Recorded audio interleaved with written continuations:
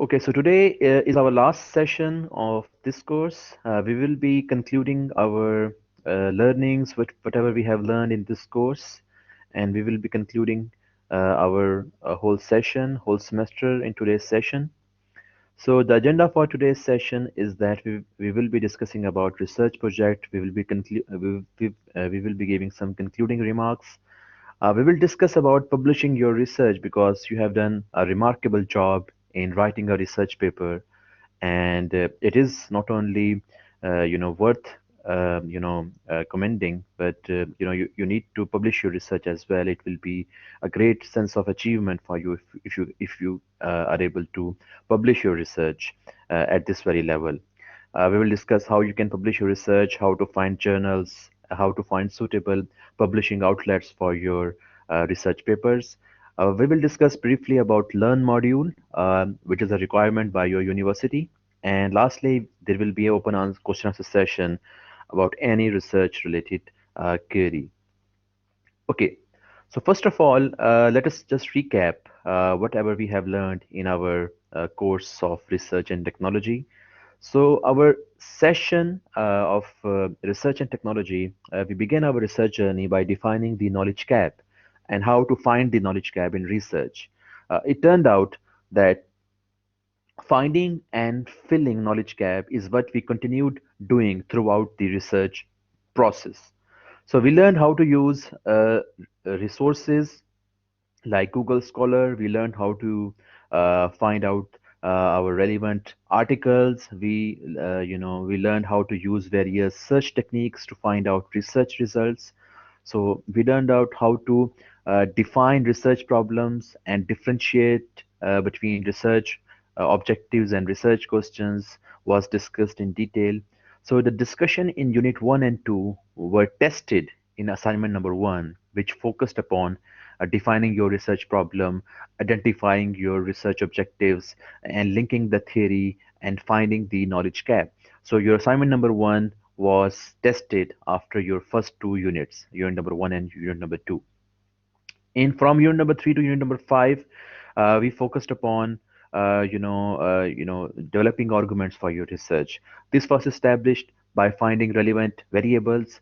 We discussed the concept of operationalizations, how to find operationalized variables, and we built theoretical framework which is considered as a logically driven a depiction of relationship among variables. So your assignment number 2 focused on writing your literature review and developing hypotheses for the research problem you contrived in assignment number 1 in unit number 1 and 2.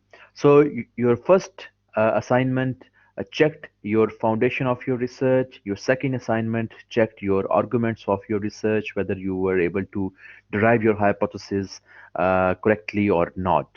So many students ask me that we discussed about theory in assignment number 1, and where we need to place our theory in our research report. So the answer is still the same, that you need to discuss theory in two different parts. First of all, you need to discuss theory in the novelty section of your research report. You need to discuss theory there. Secondly, you need to discuss theory in your literature review part. In literature review part, when you are deriving your your hypothesis, when you are theoretically linking your relationship between your variables, then you need to insert theoretical arguments there. So although there is no separate heading for theory in your research report, but you need to incorporate the discussions you have made in your theoretical arguments in your assignment number 1, where there was a separate part, there was a separate section for theory in your assignment number 1, but in your final research report you need to incorporate the arguments given in the theoretical part in assignment number 1 in different sections of your research report. So the two most important sections of your research report where you need to discuss theory is the novelty section of your introduction, where you need to discuss about theory, that how what are you contributing to the theory, and the literature review section where you will be discussing about your driving your hypothesis. Then you need to discuss about the theory as well, that how theory will redefine or define the relationship between variables. So That is why this is a common misconception that there will be no theoretical mention in the research report, which is totally a misconception. Theory is an integral part of your research report, and you need to discuss theory in these two sections. Okay, so unit number 6 to 8, we discussed your research methodology. We discussed about sampling procedures. We discussed whether to conduct research in its natural setting or in artificial setting. We discussed what are the conditions which can lead to the natural setting, research conducted in natural setting, and in which situations you need to conduct research in the artificial setting. We discussed this in detail. We discussed about data collection procedures. We discussed about sampling decisions, and we discussed about instrumentation, so how to measure your variables. So in assignment number 3, you discussed about your research proposal. Your research proposal was mainly focused upon your research methodology, and basically the feasibility of conducting your research was tested in your assignment number 3. So basically your all three assignments were tightly interlinked with each other, and your assignment number 4 basically incorporates or borrows significant portion from your first three assignments. So this whole research subject, or this whole research course, was designed in such a way that your each discussion question or your each assignment is basically leading towards your final report. So your final research report is basically the a reflection of your whole learning which you have done in this semester. From your units number, 11 to 13, we discussed about analysis. We checked our hypotheses, whether our hypotheses were confirmed or disconfirmed. We discussed how to check the validity and reliability of the data, how to check the normality of the data. We conducted several statistical tests to test our hypotheses, to see whether our hypotheses are getting accepted or rejected. We discussed how to interpret our hypotheses, how to interpret different tables. So this was the main agenda at the later portion of our research journey. In last week's lecture, unit number 14, we discussed about your research report, how to write the research report, how to write different sections of your research report. So the whole basically lecture was focused upon the template of your research report. So that was very important. If you are writing your research report now, please follow the template which was discussed in last week's lecture. And today's lecture is basically the conclusion of your session, and it is just a recap of your important elements of this course. So I have been asked, several questions in last 1 week or 2 weeks, and I have been repeatedly asked these questions, and these questions have been very popular among students, and I have been repeatedly asked. So the question, so I will discuss these questions, and I will try to give answers to these questions that, these questions are, frequently asked. What if p-value is greater than 0.05? What does it mean? It simply means that your confidence level has reduced. It shows that you are not that much confident about the relationship between your variables. So p-value of 0.05, it is just a cutoff criteria. So basically, it just tells us about your confidence in your estimate. So remember, we discussed about sample estimates, and we discussed about the population parameters. So population, parameters and sample statistics. Basically, there are two, measures. So we want our sample estimates to be as close or as proximate as possible to our, population parameters.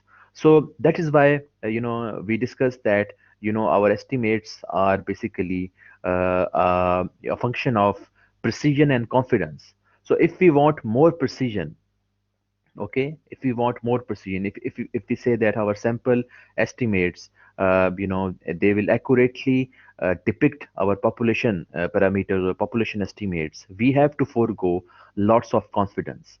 Okay, so if we are more precise in our estimates, so we need to forego lots of confidence. But if we are lesser precise, okay, so if we are lesser precise in our, our estimates, we have to forego lots of precision. So basically, it is just a trade-off between your precision and your confidence. So when we say that we take the value of p-value of 0.05, it shows that we are 95% or more confident that our stipulated, you know, sample estimates will depict our population estimates. So basically, it is just an estimate that how much confident you are about your sample statistics truly depicting your population characteristics. So, these days, the point zero 0.05 has been revised. Traditionally, we also used to take 10% criteria. Okay. So, 0.1 was also taken as, significant p-value. So if p-value was lesser than zero point 0.1, so it was still taken as a significant relationship. It was still, you were still able to accept your hypothesis if p-value was lesser than zero point 0.1. In that particular time, we were taking 90% as confidence, interval. So we believed that a few years ago that 90% confidence interval is sufficient to estimate our population characteristics. But nowadays, this has been, this is not in practice. We are now taking as 95% as the formal, estimate that this is the confidence interval, this is the confidence limit we must assure. Otherwise, our sample estimate will not reflect our population characteristic. Some researchers, if you read the research papers, you will see that a p-value lesser than 0.01 is also taken in many cases, which shows that 99% confidence in limit is taken in order to estimate your population parameters. In many cases, p-value lesser than 0.01, 0.001 is also taken, which shows that 99.9% confidence limit is taken by researchers. So more and more researchers are taking these limits as 1% limit or 0.1% limit. They are taking for their research, but traditionally 0.05 has been considered as sufficient for you to establish the relationship between your variables and depict confidence in your sample estimates, depicting your population estimates. So basically, we will not be taking 10% limit. This 10% limit is no longer practiced. It is no longer considered relevant. So this is just a value which reflects that how much confident are you about your estimates truly depicting your population parameters. So this is the main function of p-value. So that is why, in order to accept your hypothesis or reject your hypothesis, we always look at the p-value and it must be lesser than 0.05. So another question which has been regularly asked, that what if my p-value is exactly 0.05? So I will suggest you to accept your hypothesis by just denoting this notion. You can simply say that the hypothesis is accepted as p-value is equal to or lesser than 0.05. So you can use this particular symbol, you can use this particular notation to denote that the relationship is still significant. So if the p-value is exactly 0.05, there is no problem. You can still accept your hypothesis. It is not a very serious issue. Okay. Another question which is repeatedly asked, that what if majority of my hypotheses are rejected? Academically speaking, if majority of your hypotheses are rejected, it shows that the theoretical foundation of your research was weak. It shows that the originally contrived relationship between variables, they were not very much intelligently or smartly derived. It shows that you're weak in the theory part. That is why your hypotheses are getting rejected. So when your hypotheses are rejected, it shows that all the groundwork which you did in developing your hypothesis, all the the foundation of your research. This is it has some serious concerns. So academically speaking, if your hypotheses are rejected, majority of your hypotheses are rejected, it casts a serious doubt on the integrity of the whole research process. It casts a serious doubt on the the foundation of your whole research process or your understanding of the research problem. It shows that your understanding of the research problem was not very good. But speaking from this course perspective, I will not be evaluating your research report on the basis of your hypothesis getting rejected. We are more interested in this course on the learning aspect of the research, because this is your very first attempt in doing research. So because this is your very first attempt, you are at the beginner level. So I won't be assessing your report on the basis of your hypothesis getting rejected. The main emphasis will be on the process, whether you have followed the accurate process in testing those hypotheses, or so if it is just a problem of a sample, because your sample was not very large, or because your respondents did not respond very accurately about the or seriously about the research problem, or your survey, then it is another issue. But you don't have to worry about uh, your hypothesis getting rejected if you have followed a good research process, if you have followed all the steps in your research journey. But academically speaking, this is a serious concern, because when you go about in publishing your research, it will be a huge problem for you, because the journals and the researcher community, they are not very friendly, and towards those research projects which have lots of rejected hypotheses. So because the focus of this course was on the learning aspects of your research course, basically I will have no issues if your majority of your hypotheses are rejected, if you have followed the process of whole research report which we discussed. Okay, so if your majority of your hypotheses are rejected, it will be no issue, because your research report will be evaluated on the basis of your, how much, the rigorousness of the research process which engage you in this whole journey. So I will not assess on the basis of the hypothesis getting rejected. So you don't need to worry about it. Okay, another question. What if my IV is measured on nominal and ordinal scale? So there was few students who had this particular situation. So when your IV is being measured on a nominal scale, then you need to follow multinomial, uh, uh, logistic regression.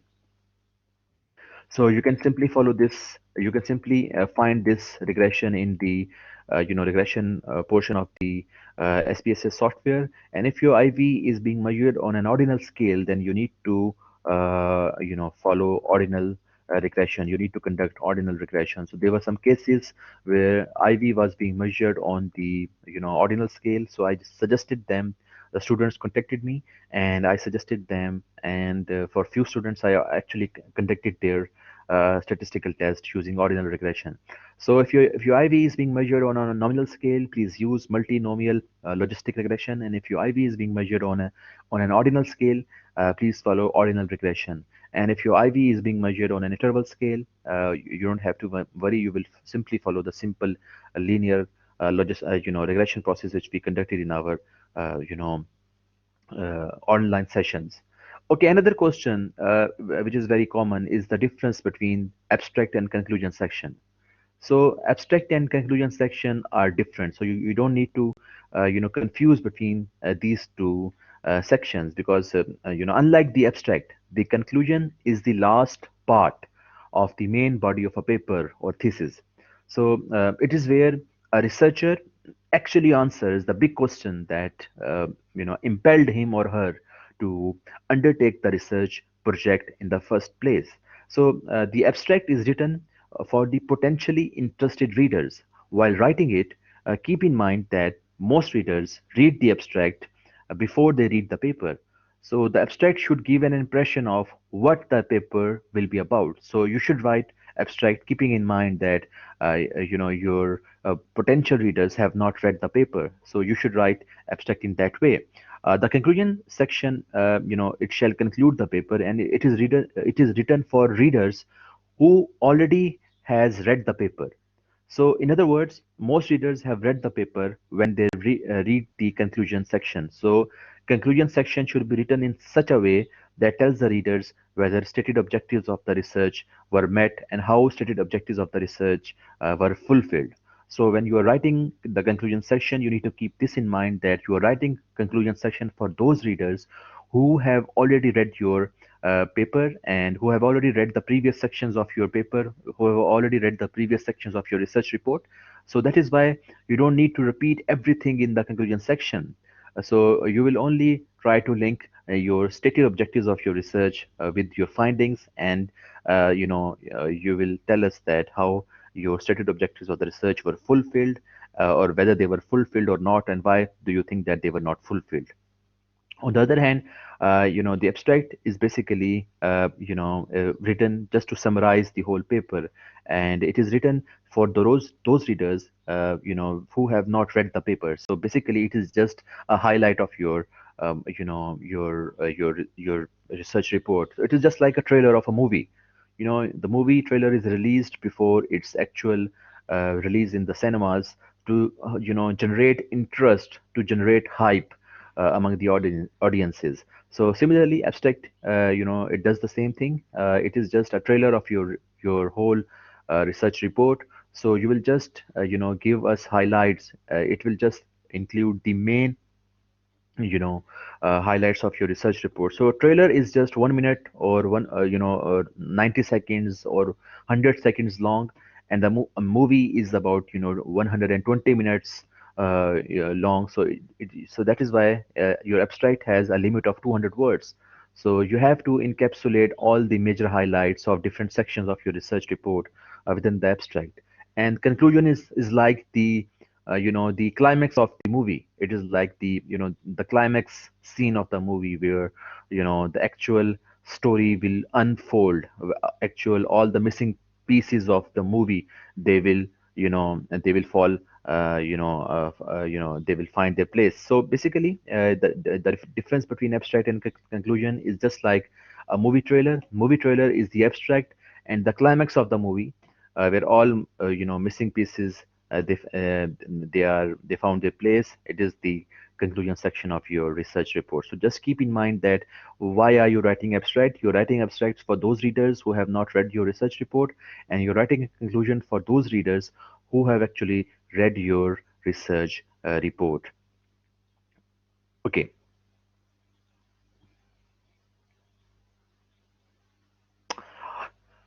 Okay, so if your IV is nominal after clicking, so I have been asked the question that if your IV is nominal after clicking the multinomial logistic regression, which item should I select in the covariate bottom?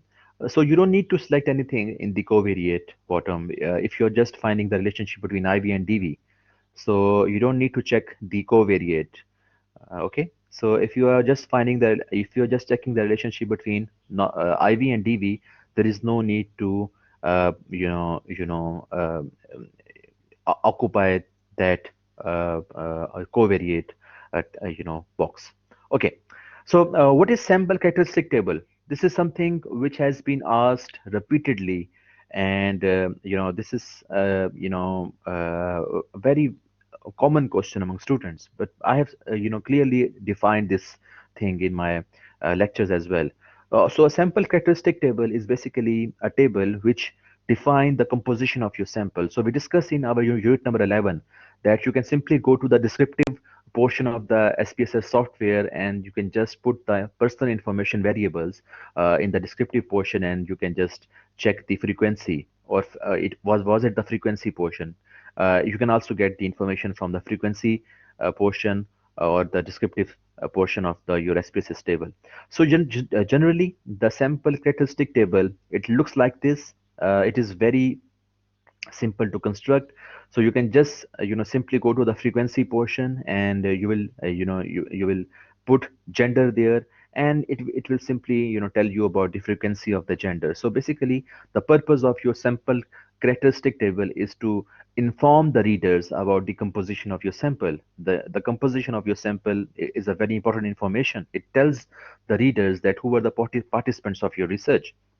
So you need to tell us about your composition of your research. So when we talk about gender, in this particular table, we can clearly see that there were 84 members, they were males, 193 participants were females, and the ratio of male to female is like there are 30% males and about 70% are females. So there is information about the age group of our research participants, our sample participants, our respondents, the education level of our participants, the income of our participants. So usually, this information, the personal information, which you have gathered through your surveys, it is usually depicted in your sample characteristic table. So this information is basically all the different portion of this information. They are basically produced in separate tables by SPSS. So you can merge those tables by making this simple one table. So we are just interested in the frequency, the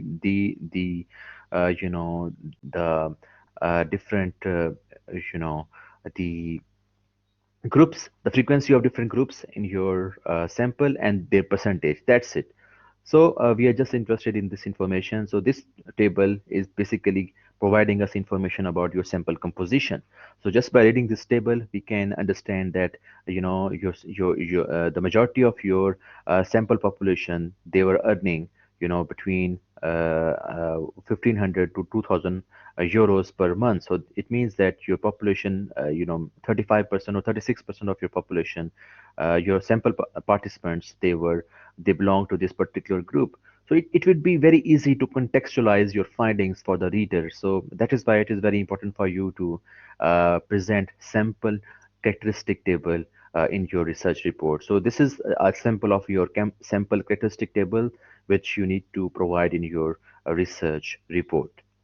Okay, so another question which has been repeatedly asked is references. Why we need to follow certain format for giving references. I'm not sure about the other research reports which you have, your other reports which you have written, how you give references in those reports. But when you are writing a research report, you need to follow certain style of giving references.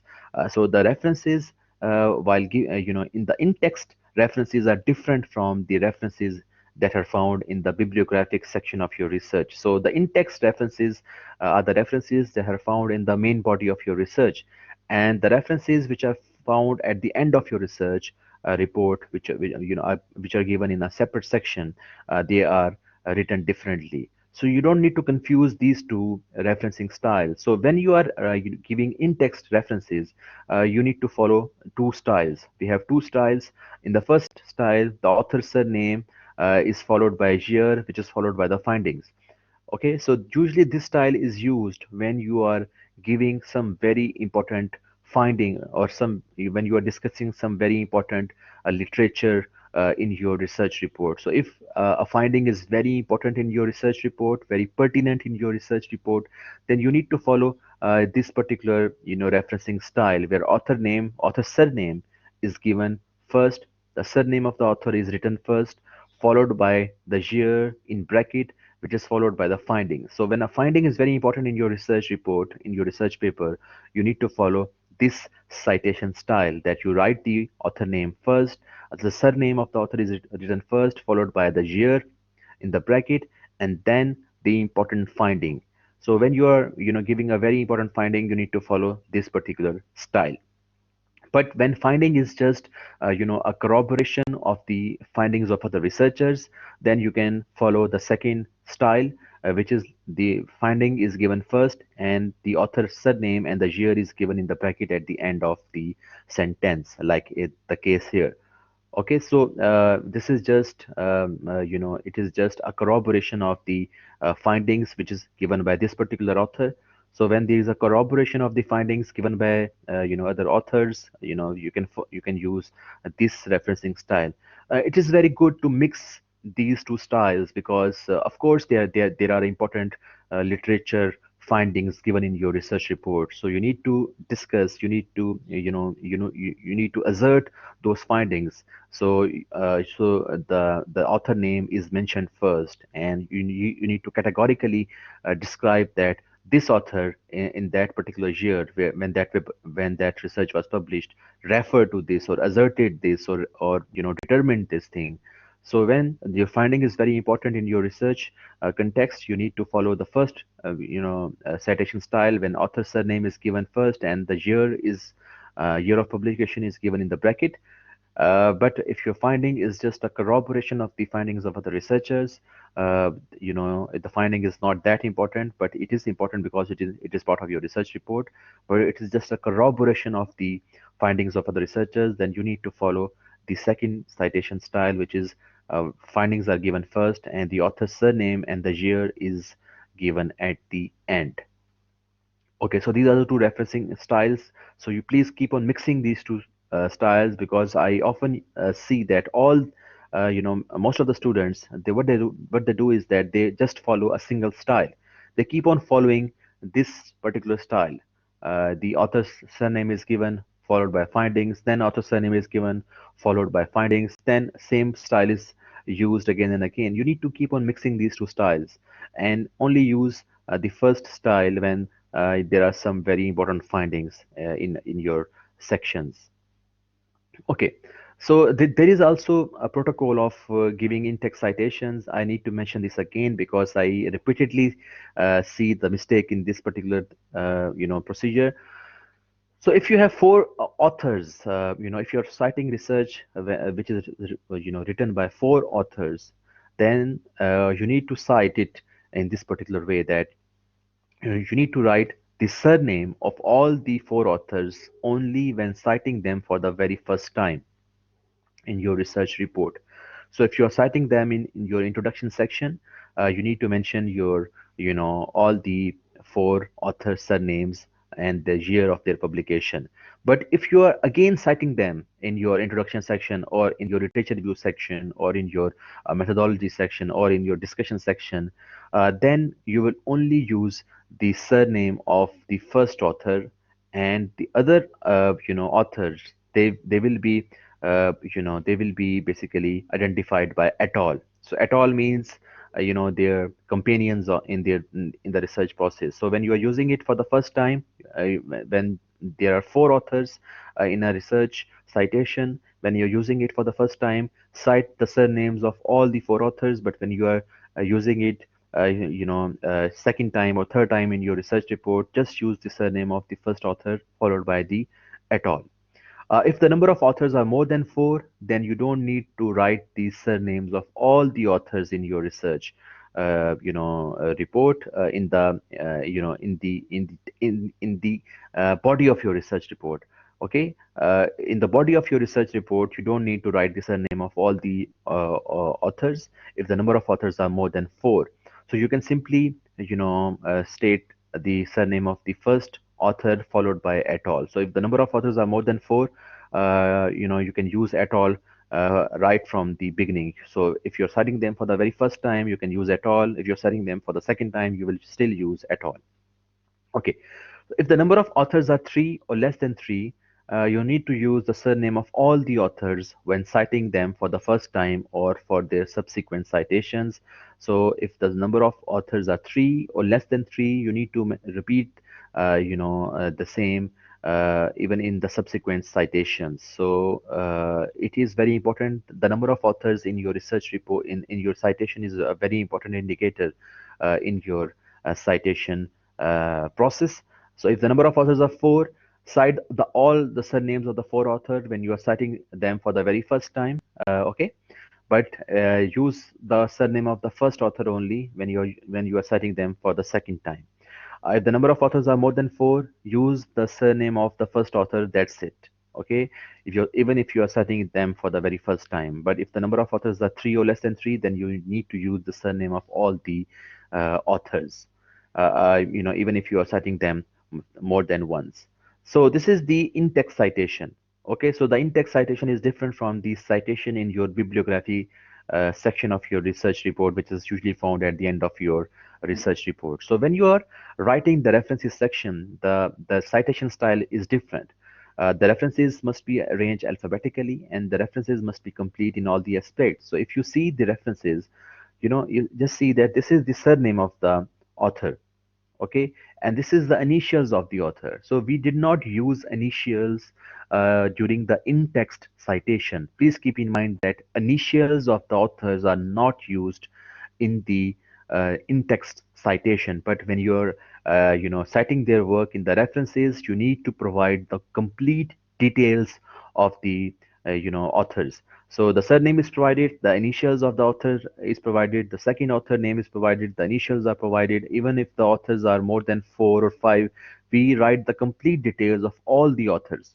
Okay, so like this particular reference, the number of authors are one, two, three, four, five. So I will not, because the number of authors are more than four, so I will just write the surname of the first author, Archer, and then I will just use et al to show the rest of the authors. Because if I want to read the details of the authors, I can simply go to the references section and I can read the details of the authors there. And then there is the year of publication, and then this is the title of the publication, and then this is the name of the journal. The name of the journal is written in italic. Okay, so you need to keep this in mind. This is APS style because you need to clearly identify the name of the journal. The year of the volume of the journal, it is also written in italic form. The issue of the journal is written in the in the bracket, and the page numbers are written at the end. So this is a complete reference. Complete reference must be provided by you as a researcher, so the readers can easily identify the reference. So this is the journal name and the volume of the journal. It is always written in the italic form, so it is easier to identify for the readers. So this is already given in the Google Scholar. You can simply, click on this particular icon, and you will see that there are various referencing styles. We are using APS style, and if you see that all this information is already provided in the APS style of referencing. The author names, their surnames, their initials, the year of publication, the title of the research paper, the name of the journal, This is all written in the italic. Okay, see the name of the journal and the volume is written in the italic form, and then we have this issue number and the page number. If any information is missing, please open the journal, open the article, and manually enter that information. Or you can also use the softwares like EndNote. EndNote can simply download the information into your software.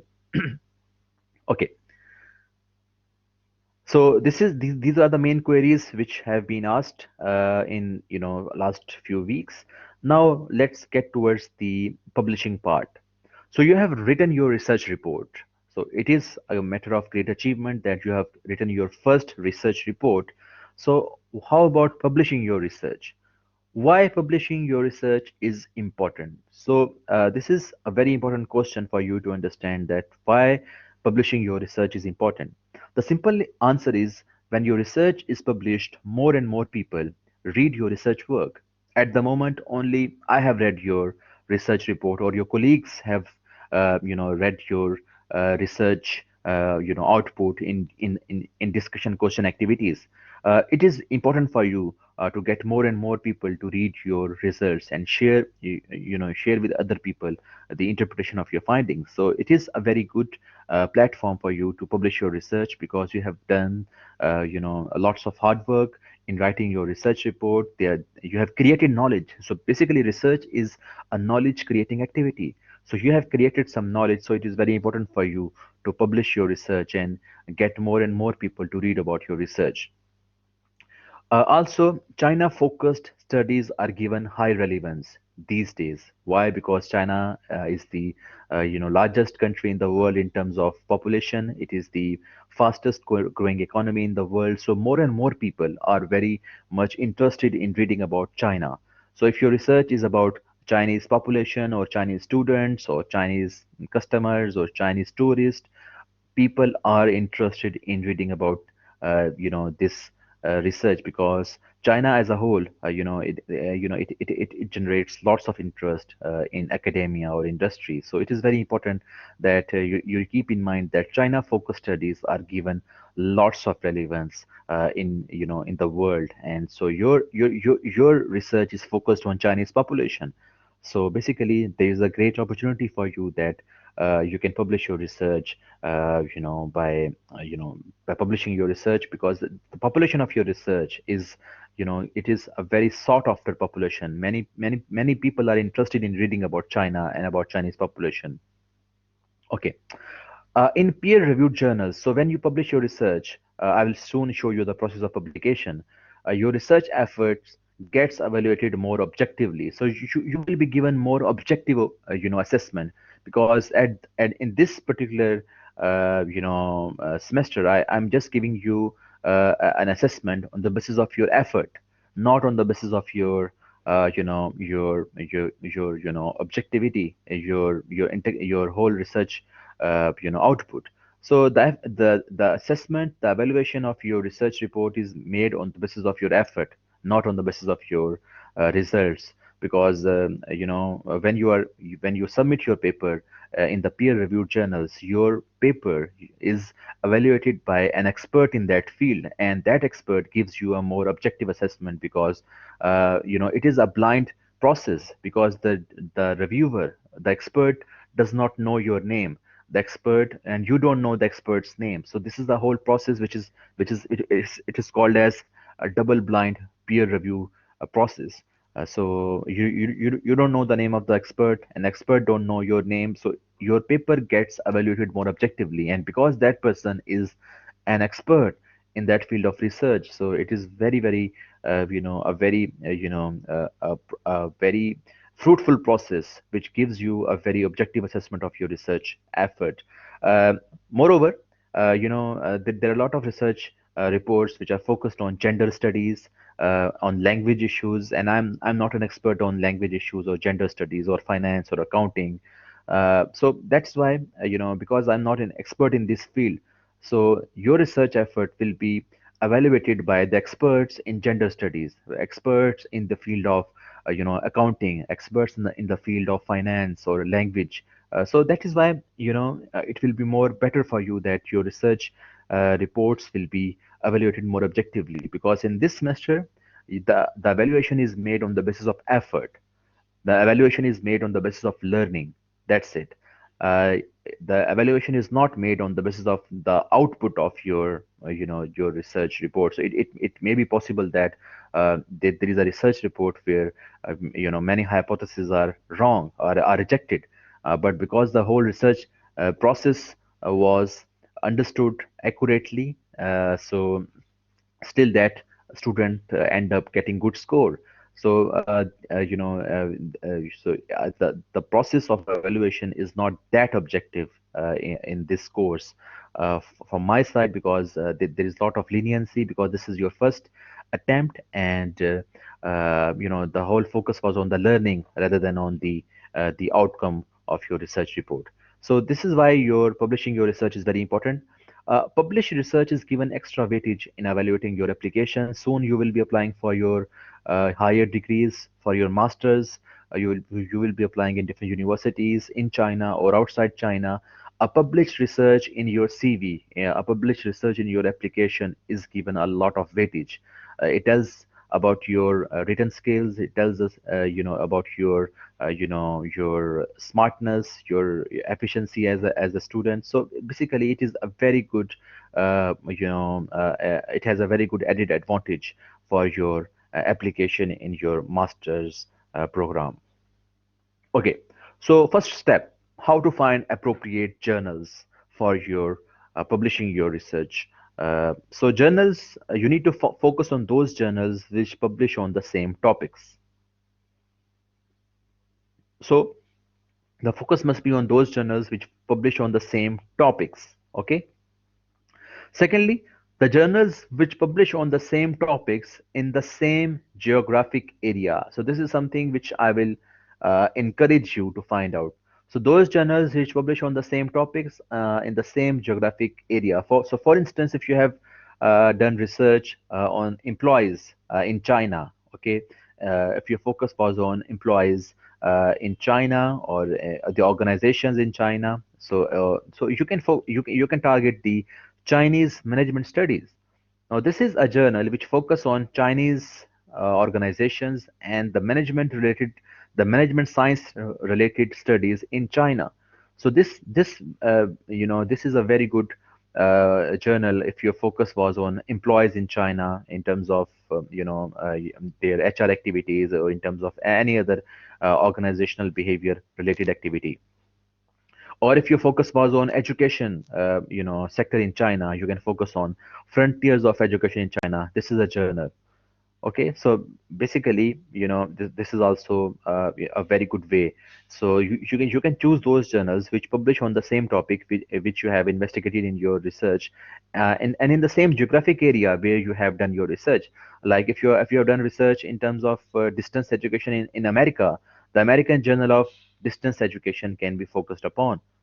Okay, so on the other hand, you have a choice that target those journals which publish on the same topic. So if your focus was on marketing of higher education, you can focus on this journal, the Journal of Marketing for Higher Education. Now, this journal publishes paper from all over the world. Okay, so but other journals they have a very geographic focused scope on and aim of their journal. So you have more chances of publishing your article in these journals which have which are more geographically focused because they are more if you focus in the journals which are not geographically focused, you will have more competition. There will be more competition in this particular journal because it is inviting submissions from all over the world in terms of higher education. Okay, but in case of frontiers of education in China, this journal will only invite research which is conducted in China. So there will be lesser competition for you in geographically focused journals. Okay, so how to find appropriate journals? Secondly, prefer if your journal of choice is published by these publishing houses because these publishing houses they are very popular and these publishing houses they are considered high quality publishing houses and the journals published by these publishing houses they are very they are very they are of high quality. So these are the publishing houses elsewhere: Taylor and Francis, Emerald Insight, Sage, Springer, Willie Blackwell, Pelgrave, Macmillan. So basically, these are the publishing houses where you can find those journals. So you can simply go to that a publishing house like Taylor and Francis. When you go to its website, you will find that there are various areas of research. Okay, for instance, you can choose business area if your research focus was in the field of business. In the business area you will see that there are various areas further like accounting, finance, marketing, tourism, etc., etc. So if your focus was on finance, you can choose finance. So in finance you will see that there are various journals, so you can focus on those journals which accurately depicted the area you chose. So if you chose derivatives or the area of stock exchange, you can choose that particular journal which focused on derivatives or stock exchange. So this is how you can go to those journals home pages. Then you can further see their different fields of research. You can choose that field of research which is focused by your research, and in that particular field you can choose the specific field of research which is focused by these journals. You can also focus on the journals published by universities, especially in China. There are many universities which have started publishing their own journals. There are many universities in China which have started publishing their own English language journals. So this is again a very good opportunity for you. I know that there is a very good journal of Nanjing University. There is a good journal of Dalian University of Technology. There are good journals published by Fudan University. And at the moment, our university does not publish any journal. We have a plan to publish our journal, to launch our journal in next few years. So we will be soon launching our journal, but there are many universities in China which have their own journals. So you can search them. You can go to their websites and see that whether your journal fits within their scope, and you can submit your article there. So basically, this is a very good opportunity that journals published by universities, they can be targeted as well. They are very credible as well. Okay, so because you're a beginner researcher, I have few suggestions for you to find appropriate publication outlet for you. So target those journals which are new and not that well established. So if you, well, I'm, suggesting you this because these journals are more welcoming, and they have, very lenient standards of publication. So because our research on the whole research process, because you're a beginner researcher, so your research might not be very polished in that aspect. So there is a market for your research effort in these journals. For instance, the Journal of Contemporary Marketing Science, it is in Emerald. It is in its second year of publication. It will be very welcoming to you because it is again a China focused journal. This journal is basically launched by Chinese Marketing Science Association, which is a very popular association in China. Emerging Market Economies. Again, this is a journal which is published by Sage. It is again a new journal. It focuses on the research papers which are written in emerging markets, emerging countries. South Asian Journal of Marketing. It is in its first year of publication. Okay, so this is a very new journal. If your focus was on, any South Asian aspect in your research, you can choose this journal. So basically, target those journals which are new and not that well established. How can you find out they are new? You can simply look at the volume. Basically, the volume gives you a very good information about the age of the journal. So if, for instance, the volume of this journal is 19, the current opinion in psychiatry, the volume is 19. It means that this journal was in its 19th year of publication when this article was published. So in 2006, it was in its 19th year of publication. So it means that in 2020, this journal is like 33 years old. So volume basically tells you about the age of the journal. So the higher the volume, the older the journal. So the older the journal, the more established it is, and the more established it is, the more stricter it becomes in terms of publication, and the more research it invites, and it becomes more comparative for you to get your research published in those journals. So if you are very confident about your research report, if you believe that your research report is good, it can be very effective, it is very novel, then you can target high quality journals as well. But if you're not very confident, then I think it is no harm that your first research effort can be published in not so well established journals. But at least target those journals which are which belong to these publishing houses, or some university, because it is regarded as respectful. Otherwise, if you choose predatory journals, it will give you no benefit. So you should avoid predatory journals. Predatory journals are those journals where your research gets published very easily and very rapidly. So your research can get published in those journals within a span of 2 weeks or 3 weeks, and they charge you a very high, amount as well. So they charge you a hefty amount. You need to pay $1,000 or $500, and your paper can be published very easily there. But these are predatory journals, and predatory journals are not very helpful in your for you in your academic career. So there is a list of predatory journals here in this link. So before submitting your journal, please ensure that that journal is not present in this particular list, because if the journal is present in this list, then you should not look at submitting your paper in that particular journal. So this is strongly advised that do not publish your research in the predatory journals. Okay. Thirdly, target conferences. There are hundreds of conferences which are conducted each year. So you have now a research report. You have you can submit your abstract in different conferences all over the world, and present your paper in a conference.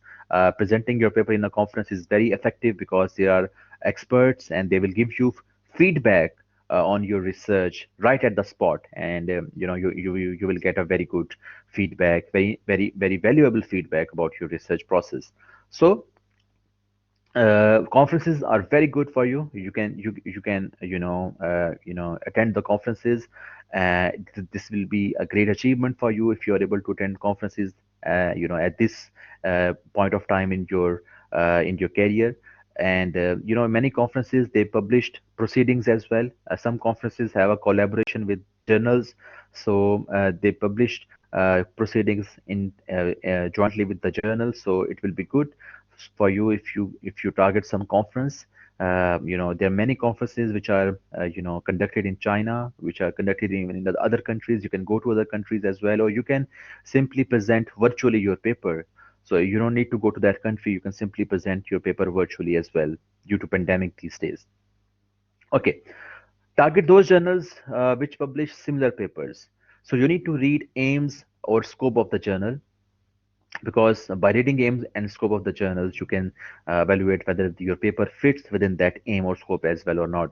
You can look at the papers which are published in that journal. You can look at the papers. If the papers are similar to your paper, if they have investigated similar research problems which you have investigated, then you can be sure that this is the journal which can be targeted. And look at the reference section of your paper, of your research report, because the name of the journal which is frequently appearing in your reference section, that journal can be targeted most oftenly. So for instance, you can simply go to the reference section of your research report and see the name of the journal which is appearing most frequently. So that journal which is appearing most frequently, it can be targeted by you, because because you have cited most of the resources from that journal. It means that your research is closely closely fall within the scope of the journal which appears frequently in your reference section. So this is another way that those journals which appear frequently in your reference section, you can publish your research. You can submit your research in those journals. So what you do after you find an appropriate journal. So for example, if you have done research on tourism in China, so the Journal of China Tourism Research can be a very good choice for you. Okay, so Journal of China Tourism Research is an appropriate choice if you have done research on tourism in China. So you can simply go to the home page of the journal. The home page looks like this. You can simply read the aims and scope of the journal, and see that whether your research paper fits within the aims and scope of the journal, of this journal. And then you can read the instruction for the authors, because each journal has a different style of submission requirements. They want you to format your paper in specific style. They want you to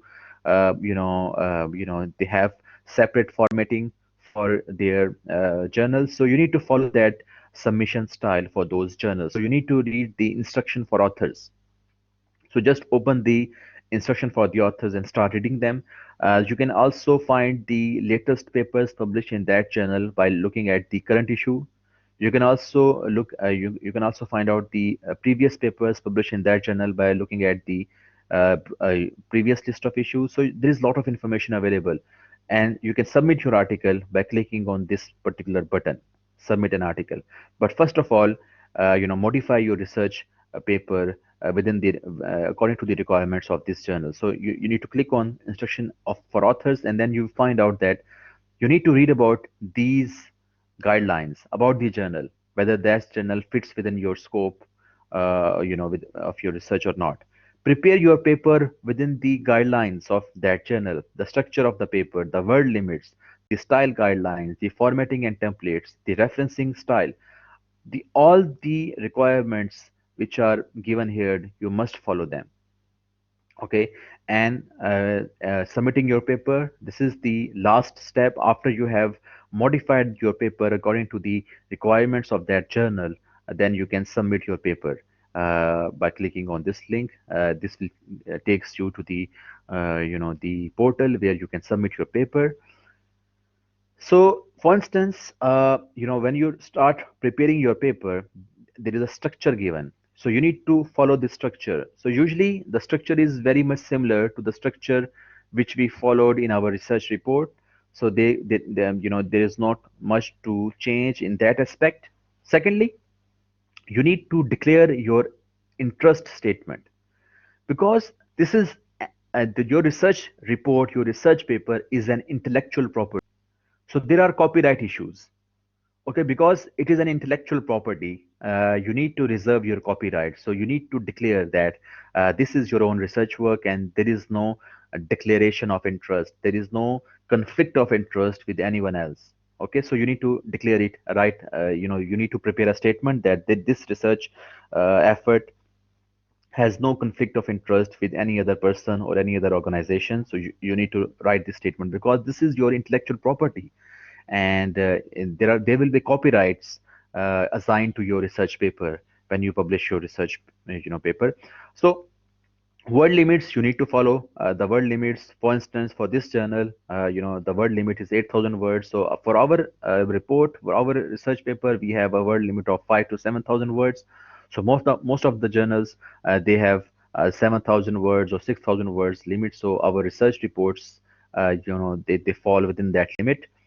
uh, every journal has different style of requirement for their abstract. For instance, this journal says that you need to have an unstructured abstract of 200 words. So you don't need to have headings for this journal. But for your research report, you need to submit a structured abstract. Okay, so every submission, avenue, it has a different requirement. So you need to follow those requirements when you are submitting your research. And most of the journals they follow APA style of referencing, while some follow Harvard style, others follow Chicago Manual of Style of referencing. So you need to modify your references according to the referencing requirements of the journal. So it is very easy. For instance, if any journal has a Harvard style of referencing, it is given here in the Google Scholar. This is Harvard style of referencing. There are some differences. See, they don't use bracket. Okay, so you need to modify the in-text citation style as well. So you need to read that how Harvard style, they have different style for in-text citation. So we just discussed APA style because most of the journals, a majority of the journals in social sciences and in the field of business, they follow APA style. So maybe you don't need to make many changes because many journals they follow APA style of referencing. Okay. So when when you prepare your article according to the requirements of that journal, you can simply go to the online portal. You can simply go to the icon. You can simply click the submitting manuscript icon, which will take you to the online portal where papers are submitted. Okay, so it is very usual that your paper will be desk rejected. Why? Most of the times your papers are desk rejected, which means that editor reads your paper and editor decide that this paper shall not be sent to the experts for review. Why? Because editor believe that there is a high chance that this research paper will be rejected. So the editor feels that it will be a waste of time. So they reject your paper, or they believe that the paper does not fall within the aim or scope of the journal, or editor believe that the focus of the article is so narrow that it will add nothing to the existing knowledge. Or so all these reasons are given for your desk rejection. So you don't need to worry about the desk rejection. It is very common. I also get lots of desk rejections. Only yesterday I got a desk rejection after 2 months of submission. Now, after 2 months of submission, I got a desk rejection. So editor said that he spent 2 months in reading my paper, and because the journal received many papers, so the editor wrote to me the reasons for the desk rejection.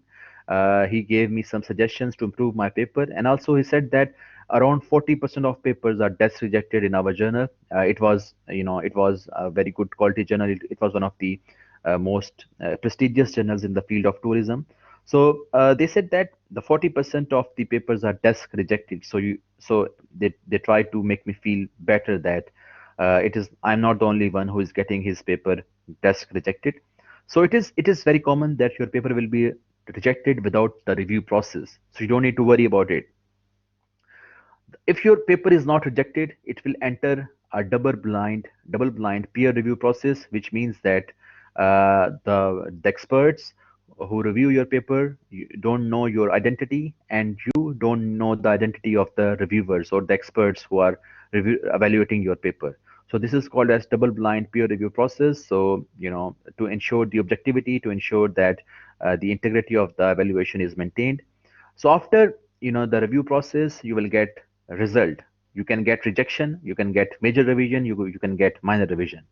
Rejection means that the expert does not feel that your paper is good. Even if the editor has not desk rejected your paper, the expert can desk reject your paper as well. So this is something which is possible, that even after the review process, your paper will be rejected. But the good thing is that you will receive a very detailed evaluation report of your paper, and you can improve on your paper and submit somewhere else.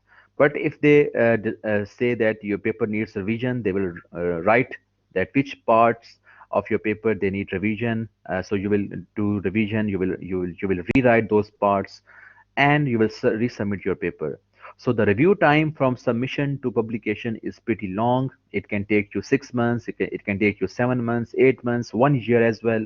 So this review time is a very lengthy process. So let me show you one of the portals of my you know submission. So this is the journal which I have focused, Journal of Vacation Marketing. So I have submitted two papers here. So this paper, the virtual tourism, a way forward in post-pandemic world, the domestic tourism revival strategy in Australia, and lessons for other destinations. So this paper was submitted on 2nd October 2020. Okay. So the status of the article is that we are still awaiting reviewer scores. So I still await the scores of the reviewers, and they are still, around 2.5 months have passed, but I have still not received any result for this particular paper. So maybe I will receive the results after 1 month, and they might reject my paper. So even after waiting for 3.5 months or 4 months, I will get my paper rejected. So one needs to prepare oneself for all the possibilities. This is the second paper which was submitted on 16th November 2020, and it is awaiting reviewer selection. It means that it has passed initial screening. The editor has not desk rejected my paper, so it is awaiting reviewer selection, but it is a revision. So this is the third revision for my paper. So basically, this paper was submitted in May 2020, and now there are almost 7 months into this paper, and it is still not accepted. So the review process can be pretty lengthy. So I am expecting that this paper will be accepted, hopefully in next month or maybe in February. So the whole process of review, it will take around 7 to 8 months for this particular paper. Okay.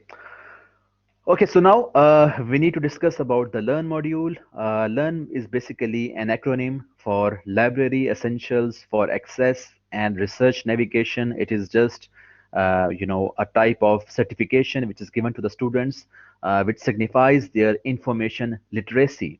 It tells us that, the certification is basically an assurance that a student knows how to use the library resources in conducting research. So the information literacy, the know-how of using the resources in your library are basically uh, you know uh, are related to this learn module. So you need to get this certification. This certification, it consists of only two quizzes. There are 20 questions, and you are required to provide me a copy of your certificate. This is a requirement by your university. So I have made this addition in your DQ15, that in your DQ15 you need to attach your learn certificates. I will discuss this later. So it is very easy to complete. There are multiple reattempts for you. Please ensure that you have scored more than 80%, 80 or more than 80% in your learn module. So this is basically a certification. It can help you, professionally, academically. It is a nice addition to your CV that you have a certificate of learn, module. Okay. So this is the end of our research session. Anything, any question about any research related query?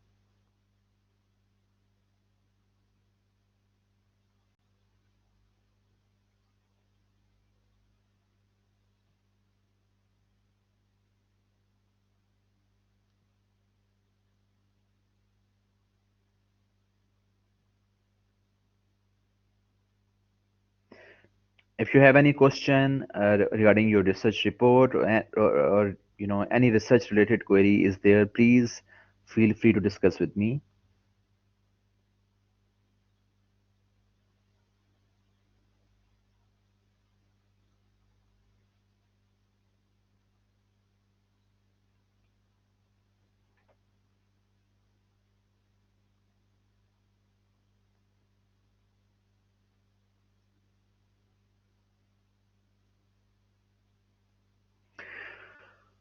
Okay, so shall we conduct the mediating analysis when we have A, B, C theoretical framework? Well, it is encouraged if you have a framework where there is, an IV. There is an IV here, there is a mediating variable here, and there is a DV at the end. So it is encouraged that you should have like this kind of framework. When you have this kind of framework, it is encouraged that you conduct a mediating analysis, because mediating analysis, it will strengthen your theoretical framework. And even if your hypotheses are rejected, for instance, if your this hypothesis is rejected, or this hypothesis is rejected, and this hypothesis is accepted, so you have only one hypothesis accepted, so your mediation may increase your chance of getting your hypothesis accepted. So if your mediating hypothesis is also accepted, so your rejected hypotheses are two, your accepted hypotheses are two. So this is a very balanced thing. So I would encourage you that if you have a mediating variable in your analysis, it is encouraged that you check for mediation. Okay, so it is really encouraged that you should check for mediation. It is not a very difficult analysis. It is a very easy analysis, but only you have to do is that you have to derive a new hypothesis in your literature review, and you need to write something about logically driving that there is a mediation effect. So mediating variable is taking forward the effect of IV to the DV. So that is why I think I will suggest you that it is highly recommended that you conduct mediating analysis if you have a mediator in your theoretical framework. Okay. Okay. Any other question? Anything which is not clear?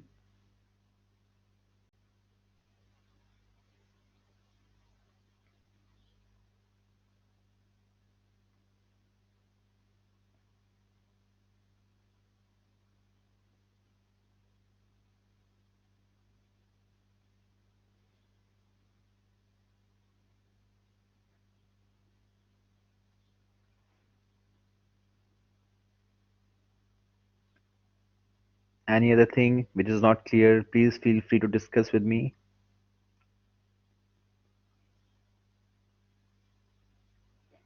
Yes, exactly. Your table of content has basically three parts. The first part is about your headings and subheadings.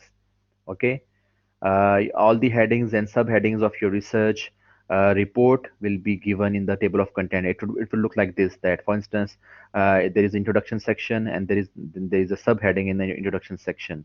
Okay, so you need to provide us the page number 1 or page number 2. It will be like this.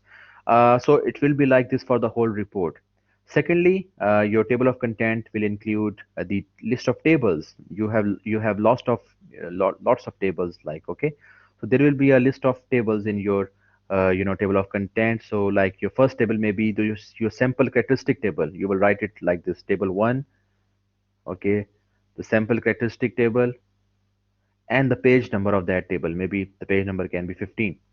Second table may be the fact analysis table, write the page number. So simply you will have many tables there. And third list would be the list of figures. So list of figures may only include only one figure. Okay, maybe it will only include the figure of your theoretical framework. So figure one can be your theoretical framework figure, and it can be present on maybe page number 7 or 8. So you need to have three such lists of for the table of contents, separately for the headings and subheadings of your research report, second for the list of tables in your research report, and thirdly for the list of figures in your research report.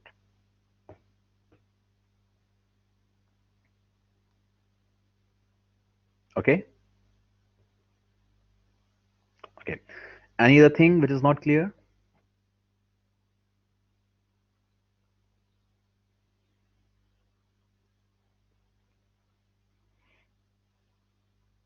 Okay, so let us turn our attention to this week's DQ activity. So the DQ activity consists of these questions. You're about to complete your research journey. What was the hardest part in the whole research process? Why did you find it so hard, and what steps you take to overcome it? So it is a very a personal question. It will be regarding your research journey, your personal experiences of the whole research journey. So hardest part in your the whole research process, you need to discuss this thing. Secondly, how do you think the knowledge gained in this course will help you academically and professionally? Again, a very subjective assessment.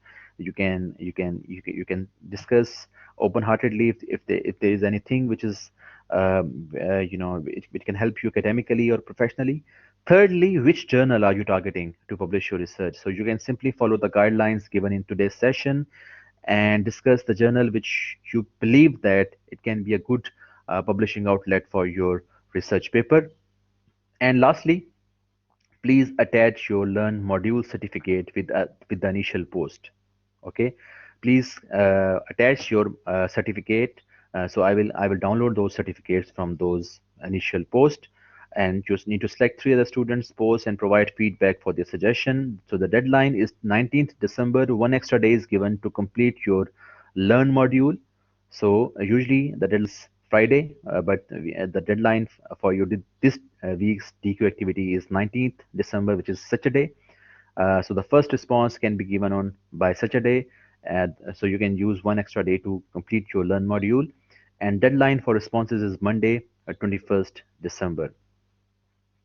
So this is the last DQ activity for you this course, and your AS4 is due tomorrow. Please follow the deadline. The 17th December, 11:59 p.m. is the deadline for your DQ. Please follow these formatting guidelines. And one thing which I have been asked repeatedly, the word limit is 5,000 to 7,000 words, but it does not contain the words in the title page, the words in your appendix, the words in your table of content, and words in the abstract. You need to make them part of your research report. These sections will be part of your research report, but when you write the words, the total words, the words in these sections are not counted. Okay. The plagiarism. If your plagiarism is less than 50%, because we have borrowed heavily from your assignment number 1, 2, and 3, if your plagiarism is lesser than 50%, then you don't need to worry about this particular, you know,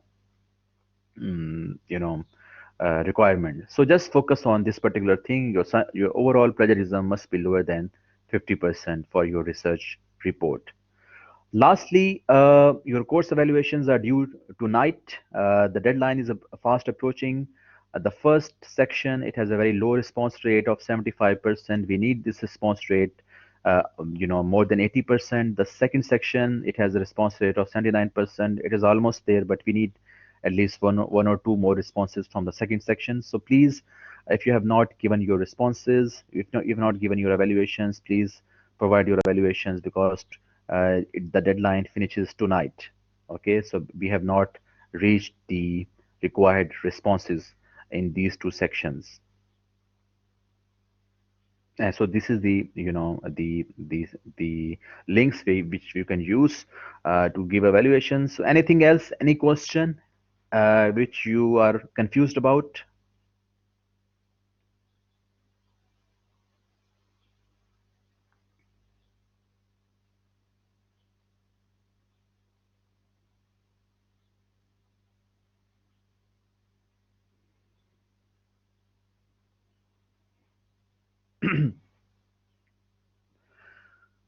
Okay, thank you very much for your time. Thank you very much for your patience. Thanks for listening. This will be our last introduction this semester, and thank you very much for listening. And if you have any question, still, if you have any question in your mind, you can discuss with me through our group, our WeChat group, or you can simply email me. And bye bye. Hope to see you in the campus very soon. Bye bye. Bye bye. You're welcome. Bye bye.